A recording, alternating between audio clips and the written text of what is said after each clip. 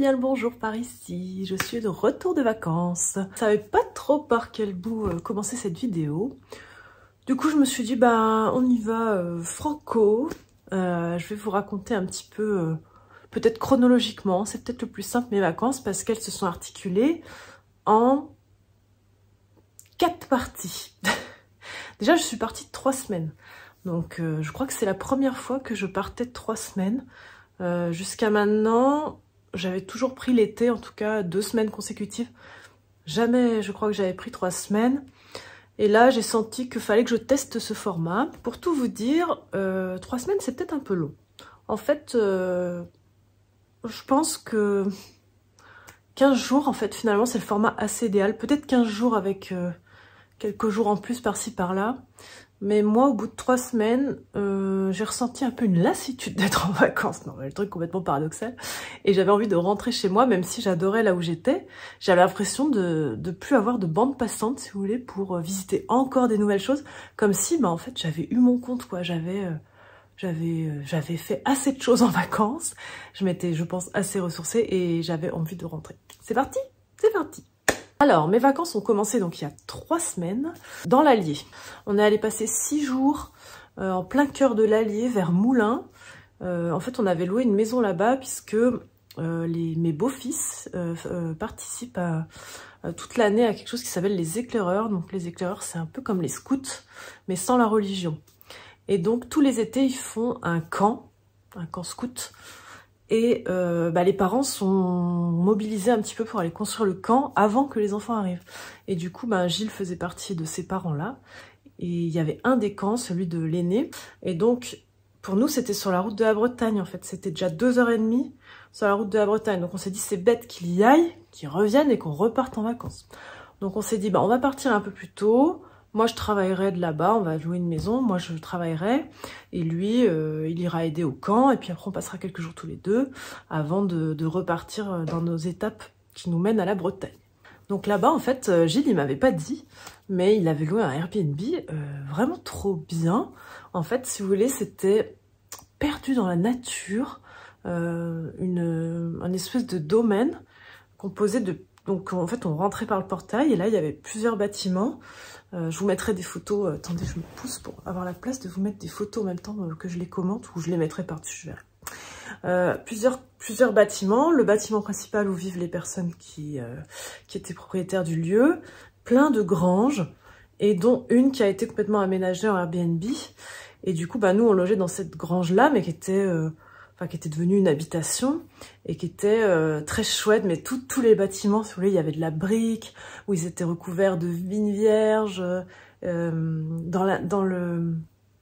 Enfin, c'était très bien fleuri cet endroit, il y avait des beaux hortensias, de la lavande, des roses trémières. Enfin, dès qu'on est arrivé, paf, ça m'a émerveillée. Donc dès que j'étais dans de bonnes dispositions. Et tout le séjour qu'on a passé là-bas était très paisible. On n'entendait que le son des oiseaux. Finalement, j'ai quasiment pas travaillé. En fait, j'ai fait un peu de compta. J'ai bouclé 2-3 petites choses, mais j'ai surtout, je me suis reposée. Et j'ai renoué avec ma passion de vacances, qui est les mots fléchés. C'est quelque chose que je ne fais qu'en vacances. Mais quand je suis dedans, ça me détend tellement, ça me vide la tête. Donc je suis allée direct m'acheter un truc de mots fléchés et donc j'ai fait ça, j'ai beaucoup lu. Du coup j'ai fini le tome 1 de Bretzel et beurre salé. On a aussi visité Moulins, on a fait des balades en forêt et honnêtement c'était la partie ressourçante de nos vacances où on s'est bien retrouvés avec Gilles et c'était vraiment un endroit très paisible. J'ai même l'idée qui m'a traversé l'esprit d'un jour aller vivre là-bas. Bon, enfin, ça me fait souvent ça quand je suis en vacances. En tout cas, c'était une étape très chouette. Ensuite, on a repris la route. Et là, on est allé au Puy du Fou avec mes parents pour 2 jours. Donc, on a fait 2 jours au Puy du Fou. On avait loué un Airbnb pas très loin. Donc, le Puy du Fou, c'est en Vendée. Donc, c'est pas du tout dans le même coin. Et c'était notre étape avant d'aller en Bretagne pour rejoindre mes parents qui allaient passer la première semaine avec nous. Et donc, on avait loué un Airbnb pas loin, on avait pris la pension canine pour les 2 journées, donc pas la soirée, on l'a récupéré à chaque fois le soir, pour Oli, puisque en fait, on peut pas emmener son chien au Puy du Fou, et si on n'avait pas trouvé de solution de garde, en fait, on n'aurait pas pu faire le Puy du Fou, et moi, je rêvais de faire le Puy du Fou, mes parents aussi. Gilles, lui, il l'avait déjà fait 2 fois, Mais il y a une fois il y a 7 ans et une fois il y a 3 ans. Et en fait, ça avait déjà changé. Il y avait déjà des nouvelles attractions, entre guillemets, si je peux appeler ça comme ça, même si c'est pas vraiment des attractions. Et il y a certains spectacles, ils avaient refait toute la narration, donc en fait, c'est comme s'ils redécouvraient. Par contre, ce qui était bien, c'est qu'ils connaissaient bien les emplacements, ils connaissaient bien le rythme, ce qui fait que, vu qu'on y était 2 jours, le jeudi 13 juillet et le vendredi 14 juillet, le 13 juillet, donc c'est en semaine, et le 14 juillet, par contre, c'est un jour férié, et c'est entre guillemets en week-end, et on a vraiment vu la différence au niveau fréquentation. Donc on a bien pris le temps de faire tous les gros trucs, les grosses attractions que tout le monde voulait faire le jeudi. Comme ça, le vendredi, il nous en restait plus que nous deux, et on a pu faire toutes les petites choses qui demandaient moins de faire la queue, ou ce genre de choses. Et franchement, j'ai adoré l'expérience du Puy du Fou.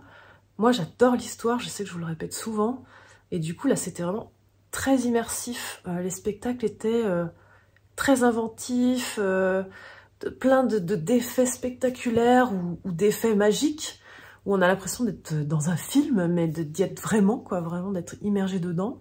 Bon, des fois les scénarios c'était un petit peu romancé, tout ça, un peu à la va-vite, mais honnêtement, les musiques, tout était grandiose. À chaque fois, on ressortait du truc, on se regardait avec mon père, ma mère ou avec Gilles, on était là, oh, mais c'était trop bien. Ah puis ça c'était trop bien. Ah non mais ça aussi c'était trop bien. Bref, honnêtement, si vous l'avez jamais fait, je vous conseille vraiment d'y aller. Au niveau foule, si vous êtes comme moi et que vous craignez la foule, essayez d'y aller, pas le week-end et pas les jours fériés.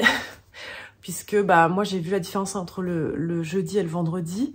Après les queues pour aller faire les spectacles, ça allait parce que c'était assez aéré et c'était dehors la plupart du temps, donc je me suis pas sentie oppressée. Par contre, il y a 2 spectacles et il y a 3 spectacles qui m'ont oppressée pour la foule. C'était Verdun, qui est en fait on traverse une tranchée en fait, mais qui est du coup fermée avec un toit pendant tout le long de l'animation. Et moi en fait c'est un peu dans le noir, on voit pas le bout et moi ça m'angoisse. Donc j'ai pas trop aimé cette animation. Je l'ai faite très vite et donc j'en ai pas profité à fond. Et il y en a un autre qui s'appelle le bateau de Lapérouse, je crois, où c'est le même système en fait. Vous rentrez dans... Enfin, en fait c'est super bien fait si vous voulez. Mais mon angoisse m'a gâché un peu le spectacle, c'est-à-dire que en fait, vous rentrez dans cette attraction et tout le long, il va se passer des choses autour de vous, dont des murs qui bougent et qui vous donnent l'impression d'être en mer et d'être dans la cale d'un bateau. C'était complètement incroyable, au point de ressentir de l'eau, d'être aspergé, de ressentir quand il y a un boulet de canon qui arrive sur le bateau. Enfin, vraiment, c'est complètement incroyable. Mais vu que c'était un truc, il y avait du monde en plus dans cette attraction et je l'appréhendais. Et du coup, c'était toutes les conditions réunies pour que ça m'oppresse. Donc du coup, je l'ai fait très vite. J'ai dit à Gilles, on trace. Je regardais mes pieds pour pas m'angoisser d'être coincée dans ce truc-là. Et du coup, ces 2 attractions-là, elles m'ont un peu stressée. Mais sinon, tout le reste des spectacles, en fait, vu qu'on peut se placer où on veut, j'ai pu me placer là où je me sentais mieux. Et j'ai vraiment profité à fond et c'était génial. Et la dernière chose qui m'a oppressée, en fait, c'est la ciné-scénie, puisqu'on a fait la ciné-scénie le vendredi soir. Donc c'est le spectacle que tout le monde doit faire. Enfin, on te dit, il faut absolument le faire, etc. C'est le grand spectacle nocturne du Puy du Fou, où il y a même des gens qui font pas le Puy du Fou, qui viennent voir la ciné-scénie. Vous voyez, c'est vraiment le truc son et lumière et spectacle, etc. Et là, en fait, il y a 13 000 personnes dans les gradins. Donc, quand on y est allé, nous, on est arrivé un peu dans les derniers, parce qu'en fait, on avait acheté des places avec des numéros, donc on était placés, donc on n'avait pas peur de se faire piquer nos places. Donc, on est arrivé, mais là, je me suis dit, ok, je m'assois au milieu de tous ces gens. Donc déjà, j'étais pas hyper bien. Tout le spectacle, j'étais pas hyper bien. Mais c'est surtout à la fin, au moment de partir, que tout le monde s'est levé en même temps. Et là, en fait, je me suis retrouvée coincée, je me suis retrouvée entourée de gens. Ça n'avançait pas, tout était bloqué, toutes les sorties étaient bloquées, tout ça. Pourtant on était dehors, hein, donc je pouvais respirer. Mais en fait j'étais tellement, si vous voulez, j'avais tellement aucune issue que j'ai commencé à faire une crise d'angoisse, ça allait pas du tout. Et finalement, à un moment donné, je sais pas, j'ai dit à Gilles, je lui disais, il faut absolument qu'on sorte, ça va pas du tout, tout. J'étais complètement en train de commencer à faire une crise d'angoisse. Et finalement, ça s'est débloqué. Et là, j'ai attrapé le sac à dos de Gilles qui a tracé une route. Et on a pu sortir de ça. Et après, en fait, j'ai attendu que tous les gradins, enfin, j'ai attendu en bas du truc que tout se vide pour rejoindre les parkings. Parce que pareil, pour les parkings, c'est une espèce d'esplanade, elle est large. Mais en fait, il y a 13 000 personnes qui doivent aller à leur parking. Donc en fait, on marche, si vous voulez, complètement entouré de gens. Et ça fait un tunnel un peu, vous voyez, enfin, ça se resserre, un entonnoir, voilà. Et du coup, là, j'ai dit à mes parents et à Gilles, je dis non, mais là, en fait, je peux pas, il faut qu'on attende que les gens passent pour que ce soit plus aéré, parce que ça va m'oppresser. Donc, c'est ce qu'on a fait, et on n'était pas inquiets, parce que du coup, on devait récupérer au lit derrière, au chenil du Puy du Fou, mais en fait, il fermait à 1 h du matin, donc ça allait. Et donc, on a pu récupérer au lit, mais moi, c'était trop tard, en fait, si vous voulez, ça avait ouvert ma zone d'angoisse. Et du coup, j'ai pris un cachet pour m'endormir parce que j'étais trop comme ça. Et j'avais trop peur. En fait, c'est comme si vous voulez, ça avait ouvert quelque chose. Et d'un seul coup, toutes mes angoisses que j'avais fait en Alsace, que j'avais fait par rapport au tunnel, aux autoroutes et tout, étaient revenues. Et je me suis dit, oh là là, c'est le début de mes vacances. Et ça y est, ça va être l'enfer, je vais rien pouvoir faire, etc. etc. Donc c'est pour ça, j'ai pas trop réfléchi. J'ai pris mon cachet et le lendemain, déjà, ça allait mieux. Après, j'ai eu quelques petites résurgences pendant les vacances, mais franchement, pas grand-chose. J'ai réussi à maîtriser. Et finalement, tout s'est bien passé. Donc, ouais, je vous parle direct du sujet des angoisses. C'est parti. Bon, après le Puy du Fou, nous sommes allés dans le Morbihan avec mes parents. Donc là, on avait loué une super maison, vraiment typique bretonne, en pierre, avec ancienne, un peu cottage, quoi, avec les volets bleus, super jardin un peu à l'anglaise. Dedans, c'était que des meubles de broc, mais de super bon goût. Enfin, c'était super chouette. Et donc, le golfe du Morbihan, on a adoré. Déjà, on a eu un super temps. On n'a quasiment jamais eu de pluie. Ou sinon, c'était un peu ce qu'on appelle du grain, où ça brunait. Vous voyez, c'était pas... Puis ça durait pas. Donc, on a vraiment pu profiter. Et là, vraiment, nos visites, elles se sont articulées par zone. Parce qu'en fait, le golfe du Morbihan, si vous voulez, c'est... Le golfe en lui-même, c'est un golfe dans les terres un peu, vous voyez, qui est relié que par un petit bout. Je voulais dire delta, mais je n'étais pas sûre que c'était le bon mot. Par un petit bout à l'océan Atlantique. Et du coup, c'est pas du tout pareil que l'océan, vous voyez. Donc c'est beaucoup plus calme, il y a un espèce de microclimat dans cette zone-là. Et donc nous, on a articulé un peu nos visites à la fois dans les terres et à la fois au bord de la mer. Et donc on a fait plein de petits villages magnifiques. Donc au niveau des villages, ceux qu'on a adorés, nous on a adoré Rochefort-en-Terre. Donc ça c'est plus dans les terres justement. Rochefort-en-Terre, c'est vraiment un petit village tout en pierre, avec que des jolies maisons, c'est très fleuri. Je vous mettrai des photos, c'est vrai. C'était vraiment, je crois que c'est le village qui m'a le plus emballée. Tellement j'étais émerveillée à chaque pas que je faisais, je me suis arrêtée dans toutes les boutiques d'artisans. J'ai adoré ce village et en plus nous on y est allé vers 9h30, 10h, donc c'était tôt. Les boutiques ouvraient à peine, il n'y avait pas grand monde et du coup on a vraiment eu beaucoup de tranquillité à faire ce village. Parce que moi je savais qu'il commence à être connu ce village. Je le vois de plus en plus en fait sur Instagram. Et du coup je voulais pas qu'on n'en profite pas. Et en fait on a fait ça pour tous les lieux un peu, les lieux d'intérêt où on pensait qu'il y aurait du monde. On les a fait très tôt le matin et du coup on n'a jamais eu aucun souci, c'était super. Du coup on avait des super conditions. Et donc, Rochefort-en-Terre, je vous conseille, magnifique village. Ensuite, on a fait la Gracilly. Donc là, c'est le même genre de village que Rochefort-en-Terre, mais un peu plus avec de l'eau. Et en fait, ce village, il est connu pour être le berceau de la marque Yves Rocher, puisque c'est là-bas que la marque est née. D'ailleurs, ils ont tout un... On peut visiter, on peut visiter du coup je crois le jardin Yves Rocher.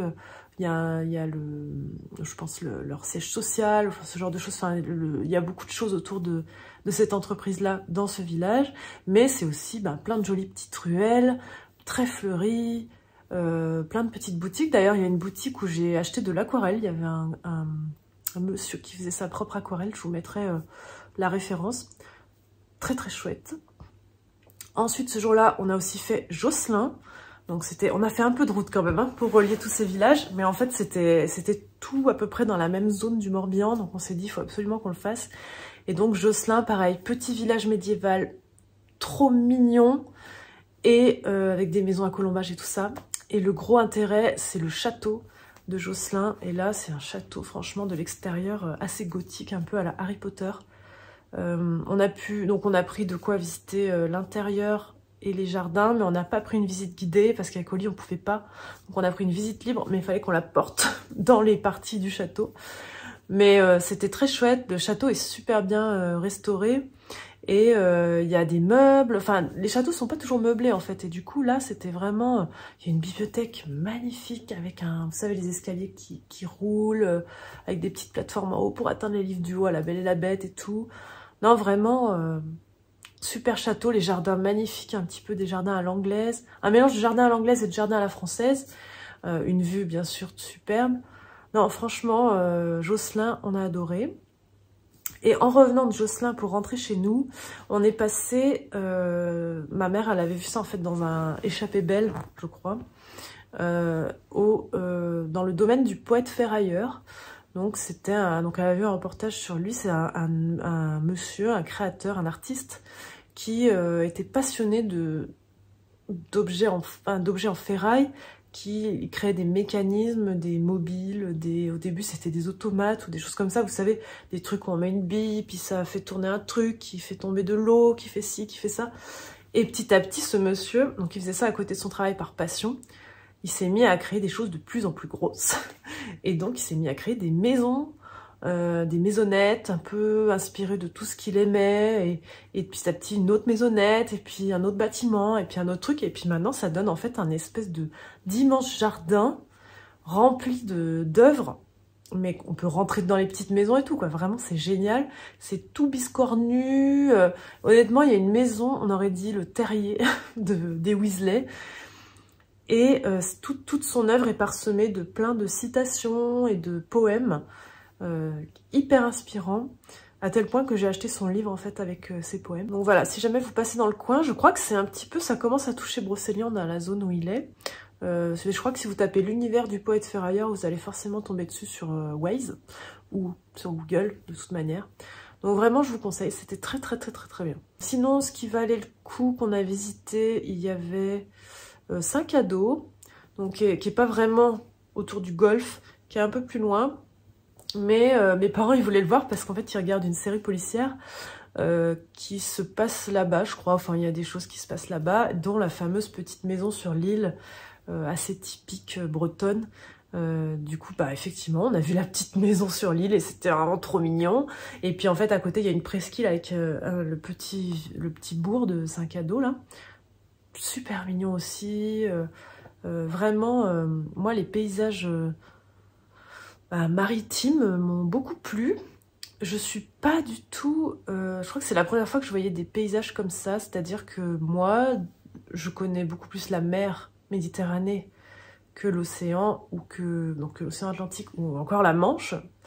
Et du coup, les paysages avec beaucoup d'algues, des marées, tout ça, moi, je connais pas, quoi. Donc, plus jeune, je suis allée à l'océan, mais bon, j'étais jeune. Maximum j'étais ado, donc ça m'avait pas du tout intéressée.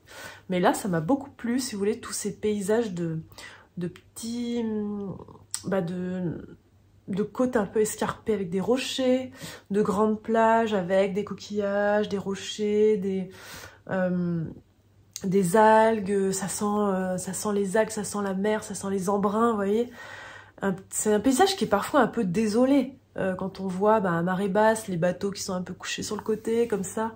Mais moi, je trouve que ça a tellement de charme. Ça m'a... Enfin, au niveau visuel, iconographique, même avec mon œil d'artiste, ça m'a beaucoup plu. Ça m'a beaucoup donné envie de peindre, en fait, tous ces paysages que j'ai vus. Et j'ai adoré la Bretagne pour ça, en fait. Ça m'a vraiment transportée dans un autre univers. Ça m'a vraiment sorti de tous mes paysages quotidiens que j'ai l'habitude de voir.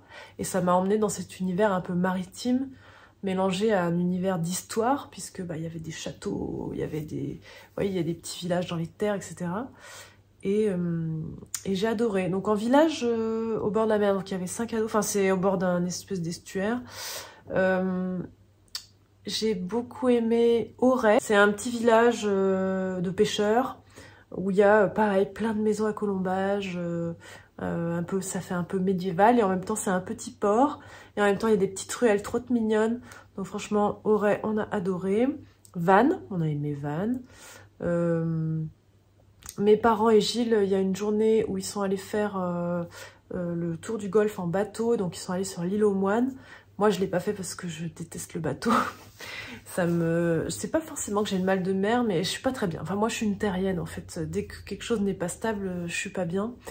Et donc moi j'en ai profité cette journée-là pour aller voir Blanche, donc l'eau bleue, avec qui on a passé la journée. Donc on est allé plutôt sur la presqu'île du Ruisse, on a fait Sarzeau et on est allé ensuite j'ai pris une carte parce que je ne retiens pas tout de tête. Donc avec Blanche, on est allé à Pennevin et à la chapelle de Pennevin, c'est une toute petite chapelle qui est tout au bout d'une plage, sur une pointe, entourée de rochers sauvages.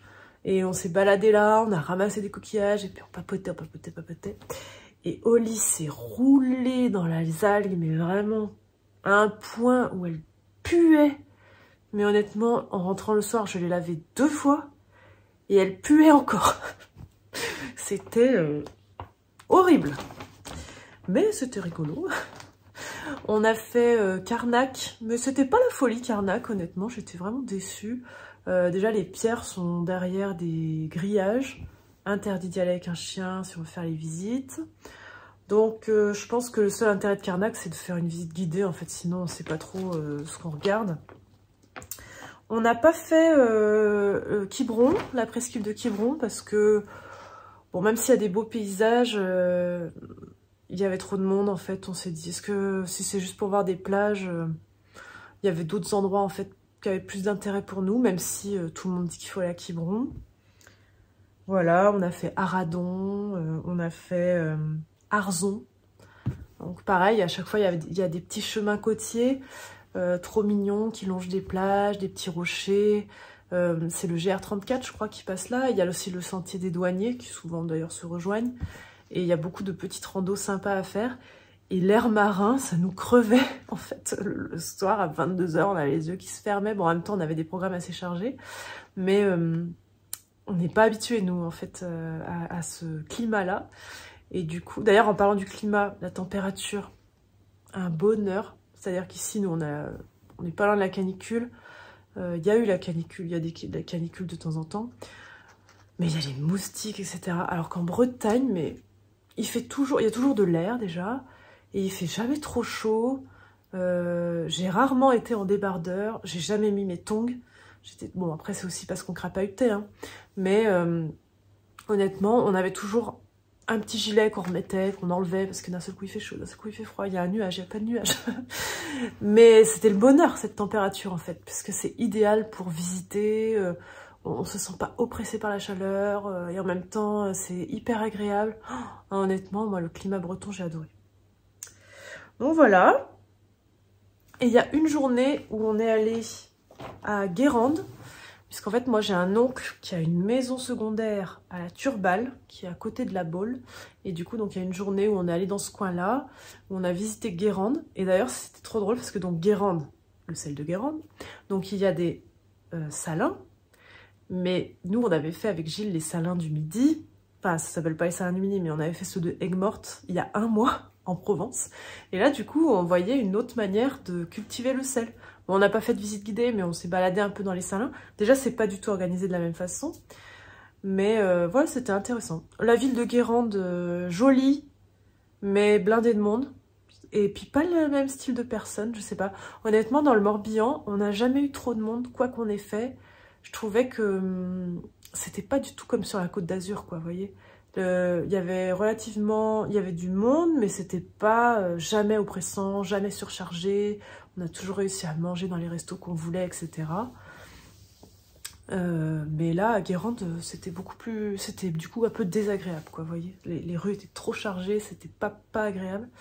Au niveau de la nourriture, on s'est régalé.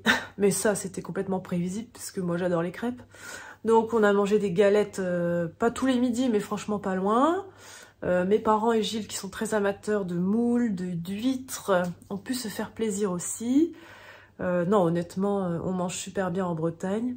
Moi, j'ai du coup, ma galette préférée, c'était la chèvre miel. Bon, je sais que c'est pas la galette traditionnelle, hein, les complètes, etc. Mais honnêtement, je la trouvais partout et je pense que c'est celle que j'ai le plus mangée. J'ai bu beaucoup de cidre et moi, j'adore le cidre doux. Donc, du coup, c'était un peu dur d'en avoir dans les restos parce que souvent, c'est plutôt le brut qui est considéré comme le vrai cidre. Mais j'ai réussi à en avoir et du coup, je suis même allée dans une cidrerie faire un petit stock pour ramener chez moi parce que y a un cidre que je trouvais très bon et qu'on nous servait dans toutes les crêperies et qui se trouvait être dans la ville où on logeait, à Surzur. Donc voilà ce que je peux vous dire pour le Morbihan.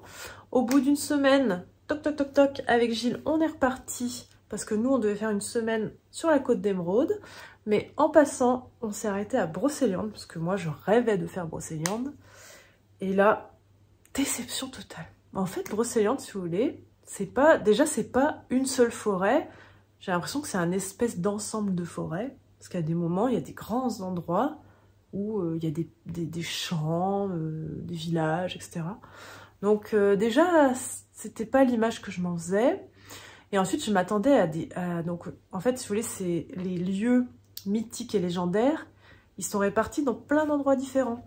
Et donc nous, on a fait deux parties. On a fait la partie où il y a l'église du Graal, le Val des Fées de Viviane, je crois, le ruisseau de Viviane, un truc comme ça, Miroir aux Fées, le fauteuil de Merlin, le rocher des Amoureux. Alors voilà, c'est un espèce de parcours de 4 km dans un endroit où on peut voir tout ça. Et là, en fait, la forêt était pas du tout mystique. Elle était très classique, assez vide même, j'ai trouvé. Ça m'a pas, si vous voulez, j'ai rien ressenti, quoi. Et moi, je m'attendais à une forêt, comme on en avait vu dans les Vosges, très dense, un peu mystique, avec de la mousse, des forêts un peu ancestrales. Et là, j'ai trouvé cette forêt très banale. Et du coup, ça m'a pas... j'ai rien ressenti niveau énergie, niveau symbole. Je l'ai trouvé très banal. Et du coup, j'étais très déçue, sans parler du fait que on était en été, donc c'était assez sec. Donc le ruisseau, il n'y avait pas d'eau.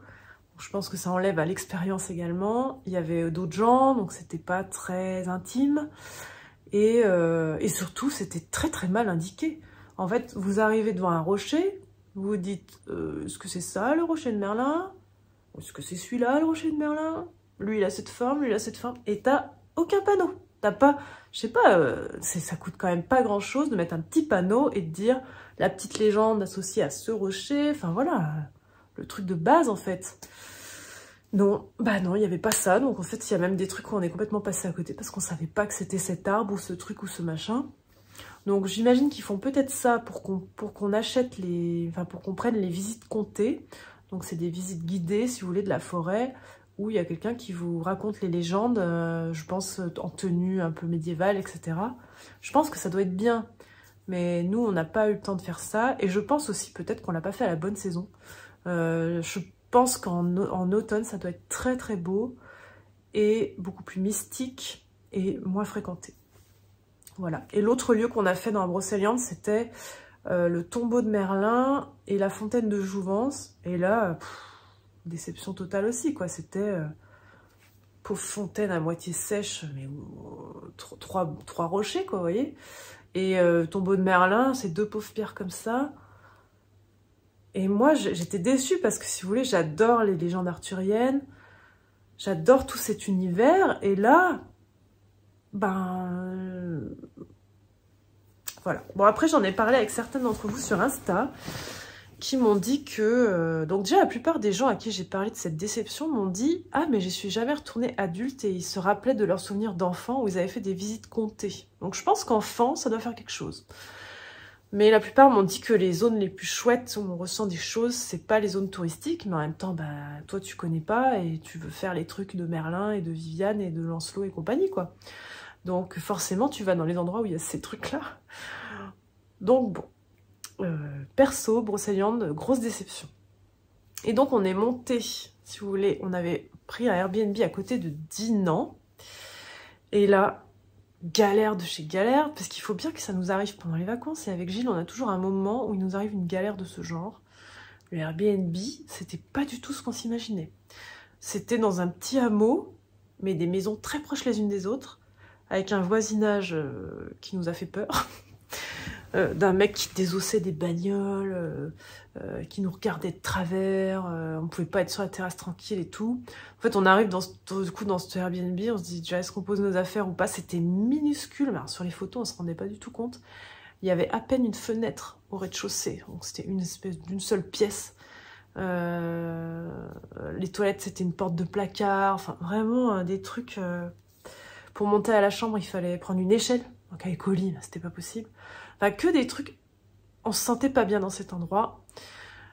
Du coup on s'est dit qu'est-ce qu'on fait, sachant qu'en fait il n'y avait plus aucun Airbnb de dispo en fait dans ce coin-là, parce que je pense que c'est un coin qui est très prisé. Ou alors des trucs où c'était une chambre chez l'habitant ou des trucs comme ça, mais nous ça nous convenait pas du tout. Et du coup au final on est allé marcher dans un village pour se dire bah, on réfléchit à ce qu'on fait. Et en fait j'ai réussi à trouver un hôtel, pas un hôtel de ouf malade, un Best Western, mais du coup où il y avait le droit à avoir un chien, parce que les hôtels aussi prennent pas toujours les chiens, à Dinan, enfin au nord de Dinan, donc vraiment hyper bien placé.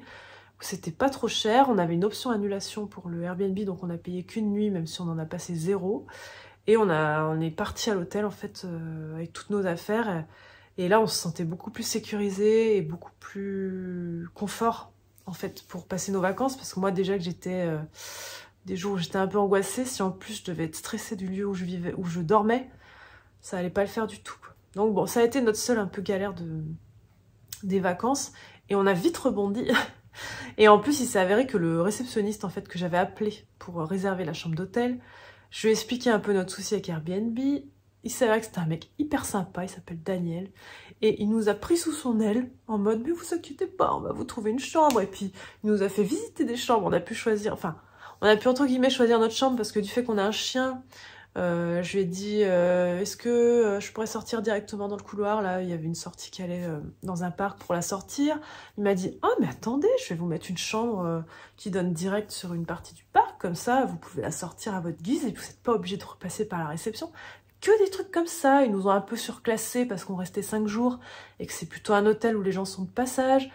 Enfin honnêtement, cet hôtel, c'est devenu notre petite famille, où on avait tout le temps la même serveuse le soir. Il y avait Daniel à qui on racontait notre journée à chaque fois. Enfin bon, c'était super agréable. Donc c'est le Best Western Armor Park de Dinan. Je vous mettrai le lien en barre d'infos. Voilà, on n'avait pas prévu de dormir à l'hôtel pour nos vacances, mais il s'avérait que, bon, il a fallu s'adapter. Et ça a très bien convenu. Et en plus, il y avait une piscine. Donc Gilles en a profité. Moi, j'avais pas trop le goût d'aller... Enfin, j'étais pas venue en Bretagne pour me baigner, en fait. Voilà. Sur cette zone de la Bretagne, qu'est-ce que nous avons fait? Alors, nous avons fait... le dimanche, on a fait Saint-Malo. Très sympa. Alors, on a marché... au début, on a marché sur une espèce d'esplanade qui longe la mer. Pas dans les remparts, une qui part un peu sur le côté. Très sympa. On s'est pris la pluie, évidemment. Mais ça allait. On avait de quoi se couvrir, etc. Après, on a fait toute la partie intramuros. Les remparts sont magnifiques. La mer, là-bas, c'est très très beau. Les rochers, c'est sauvage. D'ailleurs, c'est la Manche, en fait. C'est pas l'océan Atlantique, donc c'est encore un autre type de maritime, quoi, vous voyez. Il y a un phare, évidemment. Voilà, j'étais un peu déçue par la ville intramuros. Je l'ai trouvée beaucoup moins charmante que plein de choses qu'on avait visitées. Mais bon, c'est normal parce qu'en fait, elle a été détruite pendant la guerre et elle a été reconstruite. Donc, il n'y avait plus les maisons à colombage ou toutes ces choses un peu charmantes que moi, j'aime beaucoup dans ces villages bretons. Mais c'était très sympa. On s'est pris la rincée du siècle niveau averse parce qu'on marche pour aller au phare. Donc, on marche sur une digue. Et arrivé à, je sais pas, 100 mètres du phare, il se met à tomber des cordes. Donc là, tous les gens se barrent.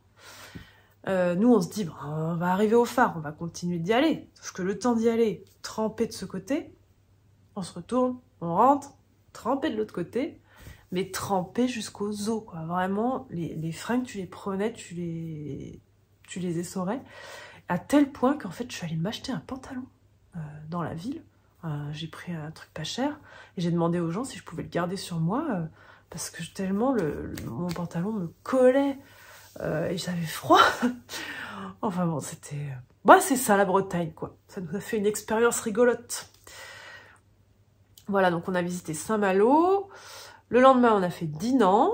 C'était le lendemain de la fête des remparts. On n'y est pas allé pendant la fête des remparts parce qu'il y avait trop de monde. Donc c'était le lendemain de la fête des remparts. Mais du coup, il y avait encore toutes les décos médiévales. Et Dinan, c'est une ville médiévale magnifique. On a adoré. On a fait le Mont-Saint-Michel le lundi soir. En fait, donc c'est pas la Bretagne, c'est la Normandie, je sais que vous me reprenez, mais c'est que globalement, la principale chose qu'on a fait pendant mes vacances, c'était la Bretagne. Mais oui, on a fait le Puy du Fou en Vendée, on a fait un peu d'Allier, et on a fait le Mont-Saint-Michel en Normandie. Donc, arrêtez de m'attaquer sur les réseaux sociaux, je ne vous offusque pas exprès, mais il faut que je fasse des résumés, quoi. Donc le Mont-Saint-Michel, moi je rêvais de le voir, parce que je ne l'avais jamais vu.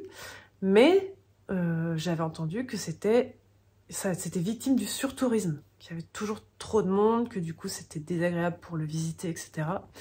Mais aussi, la plupart de mes proches qui l'avaient fait m'ont tous dit, en fin de journée, ça se vide. C'est-à-dire que les gens, ils rentrent manger. En fait, ils viennent le visiter en journée, et après ils rentrent manger. Et je sais pas pourquoi, je pensais que le soir, c'était pas accessible. Mais en fait, si. Et du coup, on y est allé à 19h. Pour 19h, on est arrivé au parking à 19h. Et moi, je pensais que tu arrivais, que tu te garais en bas du Mont-Saint-Michel. Et en fait, non, tu arrives méga loin, sur un méga parking super loin, un peu comme à Disneyland. Et après, il faut prendre des navettes pour t'emmener au Mont-Saint-Michel. Sauf qu'elles sont interdites aux chiens. Donc, on a dû y aller à pied. Bon, ça va, c'était à peu près une demi-heure. Et puis finalement, c'était très bucolique d'y aller à pied parce qu'on passe dans des grands champs d'herbes folles et on voit au loin le Mont-Saint-Michel. Bon, ça paraît super loin à pied, hein, mais en vrai, ça s'est passé super bien. D'ailleurs, en fait, tous les gens qui avaient des chiens, ils faisaient comme nous. Et finalement, c'était une arrivée en douceur où petit à petit, le Mont-Saint-Michel est grossi. Et le fait qu'il n'y ait plus de parking devant, bah, en fait, ça fait toute une zone préservée de nature autour du Mont-Saint-Michel. Donc là, c'était à marée basse en plus. Donc on arrive, on traverse le pont. Et après, ben, on s'engouffre en fait dans la ville. Ça m'a fait penser un peu à Minas Tirith, petite échelle, hein, du Seigneur des Anneaux, dans le sens où c'est un peu une ville comme ça en rond. Où on monte, bah, c'est pas exactement en rond parce qu'il y a des endroits qui sont bloqués, mais vous voyez. Donc en fait, heureusement, bah, du coup, il n'y avait pas grand monde. Bon, bah, toutes les boutiques fermaient, mais bon, on n'était pas venus pour les boutiques. Et la plupart des gens allaient dans les restos et il restait que les personnes comme nous qui visitaient le soir. Donc c'était vraiment des personnes éparses. Ou que ceux qui allaient faire les nocturnes de l'abbaye, qui est tout en haut, ou la visite nocturne du Mont-Saint-Michel. Mais on s'y était pas pris assez tôt pour réserver, et en plus l'abbaye était interdite aux chiens. Donc bah, on n'a pas pu visiter l'abbaye. Mais on a visité tout le reste du Mont-Saint-Michel, et franchement, c'était super chouette, la vue est splendide. Les petites rues. Enfin, on se serait cru, je sais pas, dans un décor de dessin animé, quoi. C'était... quand on était derrière des maisons, il y avait des petites maisons toutes biscornues, des petites cheminées toutes de travers, et ça faisait un peu pré au large, j'ai trouvé. Enfin, voilà. Très, très chouette visite. On est reparti, il faisait encore jour. En fait, en Bretagne, il fait jour plus tard. Et moi, ça, je ne savais pas. On m'avait pas dit. Mais vu qu'effectivement, ils sont au bord de l'océan, et bah du coup, le soleil il se couche encore plus tard que dans les terres, quand on vit vers Lyon, etc. Donc en fait, il fait nuit très très très très tard. Et donc, bah, on est arrivé donc à 19h, on est reparti à 21h30, et bah, il faisait encore super, super jour. Donc pour revenir, c'était nickel, on a refait notre chemin à pied. Et vraiment très très chouette le Mont-Saint-Michel. Voilà, le mardi, dédicace à Rennes. Donc j'en ai profité pour manger avec Julie de la dernière pièce, Julie Julie Friendly, peut-être que vous la suivez sur Insta, je ne sais pas, surnommée la Dame, avec qui j'échange depuis longtemps sur Instagram, mais on s'était jamais rencontrés. Donc là je lui ai dit, écoute, je viens vers chez toi, faut qu'on se fasse une bouffe, hein. Et du coup on a mangé avec Julie, c'était super, super bien passé. Et ensuite bah, la dédicace est vite arrivée parce que c'était à 15h30, donc on n'a même pas tellement eu le temps de visiter Rennes. La dédicace, c'était à la librairie Le Fayet, que vous m'aviez tous conseillé, que vous m'aviez dit que c'était génial. Donc du coup, quand j'ai su que je venais dans ce coin-là, je leur ai dit, bah écoutez, si vous voulez, on peut faire une dédicace. Et ils ont accepté. Et du coup, bah, c'est ce qu'on a fait. Et c'était génial. Bah, comme chaque dédicace en fait. Mais je pensais, moi, qu'il y aurait personne, puisqu'on était un mardi, que ça commençait à 15h30 et qu'on était en plein mois de juillet. Et même la librairie, elle pensait qu'il n'y aurait pas grand monde. Et du coup, bah là, il y avait la queue dehors. C'était incroyable, quoi. Et puis, vous étiez présents, et puis j'ai reçu plein de cadeaux. Oli a reçu des cadeaux, Gilles a reçu des cadeaux. Oli était là, du coup. C'est vrai qu'elle est là à aucune dédicace. Et bah, tout le monde l'a poupouillée. Bon, elle a passé pas mal de temps à dormir, parce qu'en fait, les excursions en permanence, je pense que c'est pas très bon pour elle, parce qu'elle avait pas trop le temps de se reposer. Du coup, elle en a profité pour rattraper son sommeil pendant la dédicace. Et vraiment, j'ai reçu beaucoup d'amour, et c'était très émouvant. Alors, je suis désolée ceux qui ont trouvé l'attente un peu longue, puisque je sais qu'il y en a qui ont attendu 1h30 ou 2 heures dans la queue. Mais j'ai pas envie que vous arriviez devant moi et de vous expédier, parce que bah, vous avez mis du temps déjà à faire la queue. Déjà, vous êtes venus et vous avez fait la queue, et ça prend du temps, et je veux pas du coup vous expédier et que vous dites « Ah ouais, bon bah c'est déjà fini, c'était nul quoi ». Et du coup, moi j'ai envie qu'on... Bah c'est là où on crée le lien finalement, le vrai lien physique quoi. Donc j'ai pu discuter avec tout le monde, voilà, beaucoup de belles rencontres, comme d'habitude. J'ai reçu énormément de générosité, voilà, même Gilles était ému. La librairie, ils étaient super sympas, vraiment. Donc je pense que si je reviens dans ce coin-là, bah, je referai une dédicace dans cette librairie. Et on a même repoussé l'heure de fin de la dédicace, parce qu'on devait finir à 18h30, mais on n'avait pas fini de faire passer tout le monde. Du coup, on a continué jusqu'à 19h.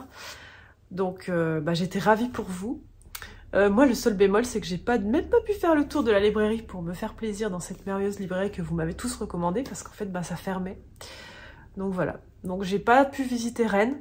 J'ai visité le soir, en fait. On est allé au resto, et puis après, on s'est baladé dans les rues. Et c'était méga animé, quoi. C'était un truc de fou. Mais j'ai pas pu visiter pleinement Rennes, donc il va falloir que je revienne. Voilà. C'est votre faute.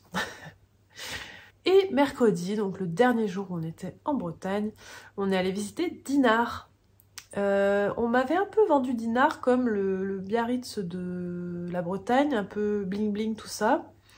C'est sûr que c'est une ville un peu bourgeoise, puisque bah, en fait c'est au bord de la Manche, et c'est en face de Saint-Malo en fait, et vous avez des magnifiques manoirs avec des architectures presque victoriennes, enfin ça dépendait lesquelles, qui sont tout le long de la côte. Et quand vous prenez le sentier des douaniers, et ben vous pouvez voir toutes ces magnifiques maisons, voilà, le petit bourg, enfin le centre du village avec plein de petites boutiques, est vraiment très mignon, j'ai adoré.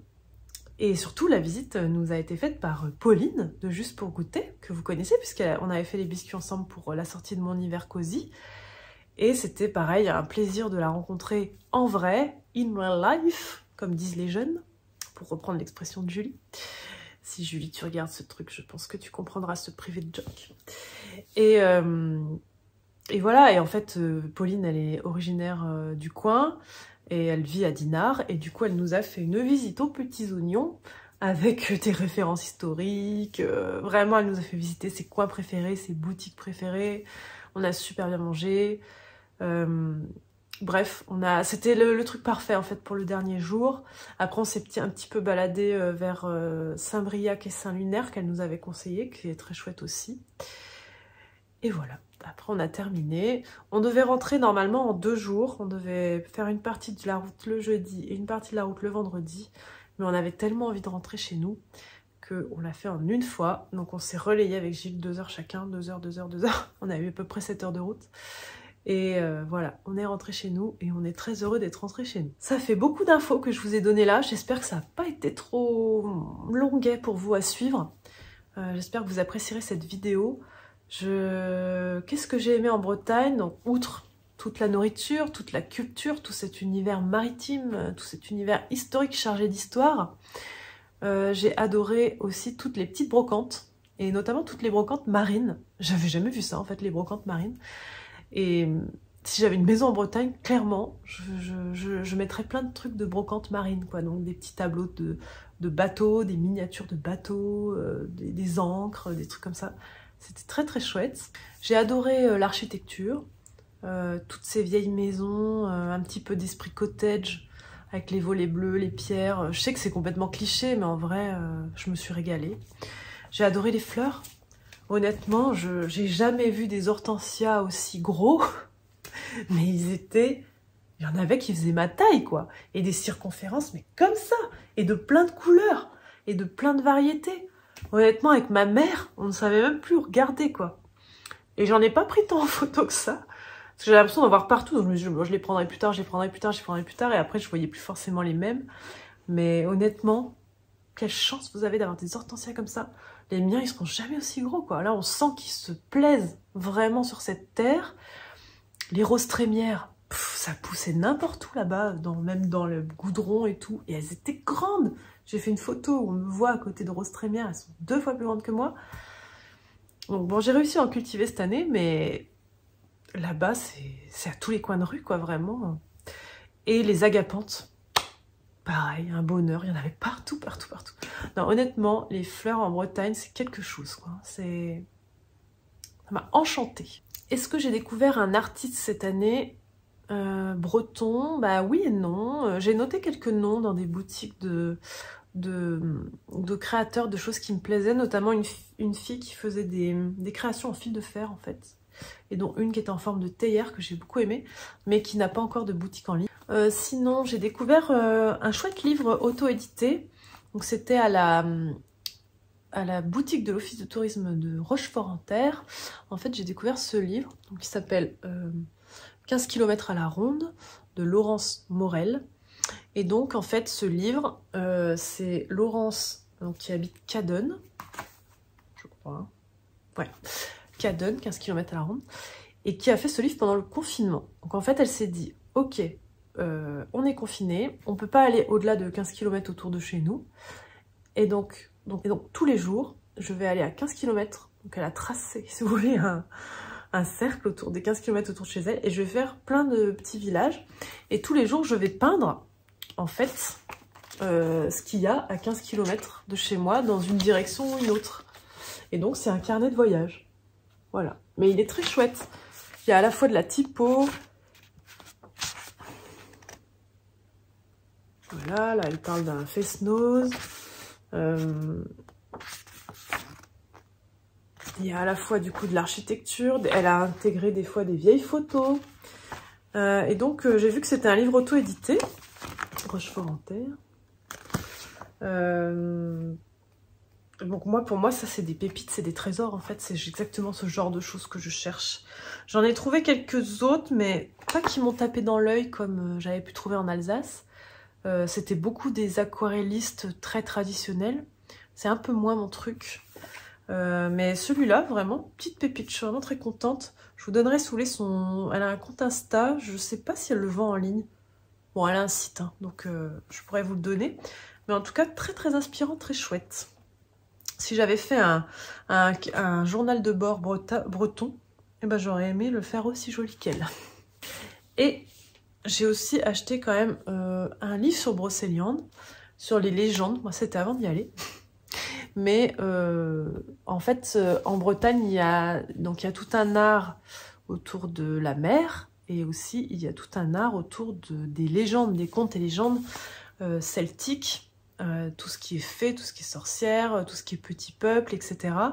Et il y avait cet artiste, là, Xavier Husson. Alors, je sais pas si c'est de l'auto-édition ou pas, parce qu'il y a l'air d'avoir une maison d'édition, c'est Au bord des continents, qui avait plein de livres qu'on retrouvait dans toutes les librairies. Et donc là, c'est un style très fantastique. Vous voyez, c'est un peu ce genre de choses. Alors après, faut aimer le style.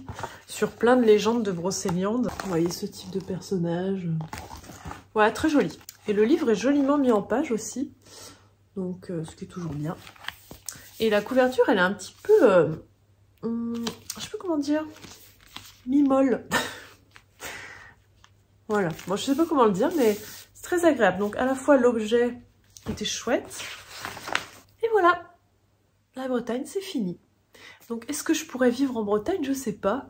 Je sais pas si le climat m'a réussi parce que j'ai fait une espèce d'allergie. Et je sais pas si c'était une allergie au soleil ou le fait qu'il y ait toujours l'air chargé en sel. Peut-être qu'il se met sur la peau ou quoi avec le soleil, mais j'avais tout le temps les bras et les jambes qui me grattaient en fait. Bon, je suis allée dans une pharmacie, ils m'ont dit que c'était un genre d'allergie, mais ils savaient pas trop de quoi. Donc ils m'ont donné des trucs, des genres d'antihistaminiques naturels. Ça a pas mal marché. Et là, ça s'est arrêté depuis que je suis rentrée. Donc je sais pas, j'étais peut-être allergique à la Bretagne. Mais en tout cas, j'ai adoré la Bretagne autant que j'avais adoré l'Alsace. Voilà, à part quelques petites déconvenues, mais honnêtement, c'était rien. Rien n'a gâché mes vacances. Hein. Tout était génial. Et j'y retournerai avec plaisir, d'autant que je n'ai pas fait le Finistère. Et donc, il me reste toute la pointe à faire. Donc, peut-être l'année prochaine, je retournerai en Bretagne faire cette partie-là. Ou dans 2 ans. Enfin, en tout cas, on a prévu de revenir. Et j'ai ramené plein de choses. Je me suis pris un bol breton. Et évidemment, avec mon nom, j'ai fait attention à ce que ce soit pas quelque chose de fait en Chine. Parce qu'il y avait beaucoup, comme en Provence, hein, comme je vous disais en Provence, il y avait beaucoup de magasins touristiques qui avaient des souvenirs, qui étaient des faux souvenirs de Bretagne. Enfin, qui reproduisaient des choses traditionnelles, mais en fait pas du tout fait en Bretagne. Du coup, j'ai essayé de faire attention à ne prendre que des choses authentiques. Je me suis acheté une bolée pour le cidre, je me suis acheté mon bol breton qui a été fait à Pornic, même s'il n'a pas été fait à Quimper.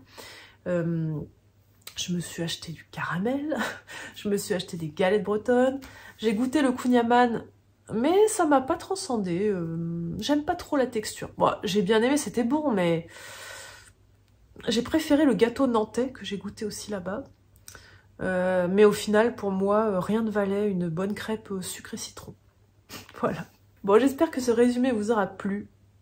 Moi, là, je vais me mettre au travail parce que je dois rendre le livre d'automne. Non, je ne fais pas de nouveau livre d'automne, mais je dois le faire réimprimer. Et vu que je modifie des choses sur la couverture, etc., des petits détails, et il faut que je retravaille dessus et que je le rende dans 2 jours à l'imprimeur. Donc je vais travailler là-dessus. Et ensuite, je me mets à fond sur la précommande du calendrier pour pouvoir vous sortir ça rapidement.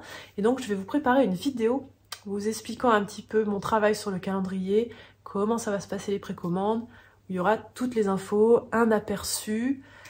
Et je vous retrouve très vite. Bon, je vous embrasse.